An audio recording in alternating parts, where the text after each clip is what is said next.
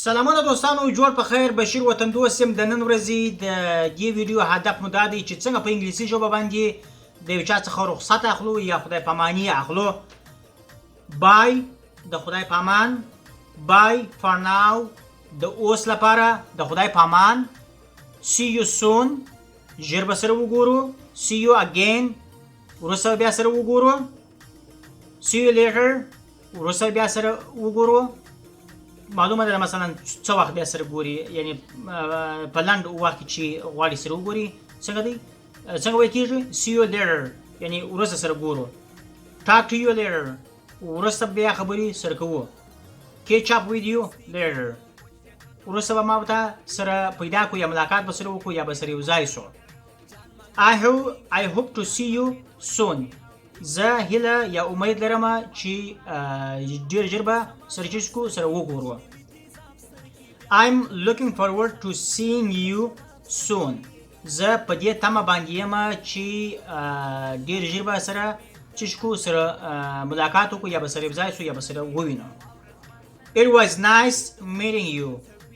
دا میټینګ یا اساس چې مې لیدنه وکړه دا ډیر خوندوره وه یا ډیر دلچسپه وه یا مو ډیر خوښه شوله. It's been really nice knowing you. د یو چا سره چې اول ځل معرفي شوي یا سره ولې پېژندله نو باره به دا ورته وایه It's been really nice knowing you. ډیر خوښ شوم، یعنې ډیر د خوښۍ ځای دی چې سره ومې پېژندلی یا مې ته ولیدلې او شناخت مو سره شروع شول. It's been a pleasure. We'll speak soon. دا ډیر د افتخار ځای دی چې ما او تا سره ولیدله یا مې سره وکتله. خبرې به ډېرې ژر سره وکړو یا به ډېر ژر سره کښېنو. All the best. Bye. دا هغه وخت استعمالېږي چې یو څوک مثلا یو کار ته ځي، امتحان ته ځي یا مثلا یا د وظیفې و انټرویو ته ځي او یا مثلا یو بل داسې کار ته ځي چې دی د هغه دپاره امادګي نیولي او ته د دپاره دعا کوې یا یو شی. All the best. Bye. ښه چانس درته غواړو او د خدای په امان. Take care. Take care.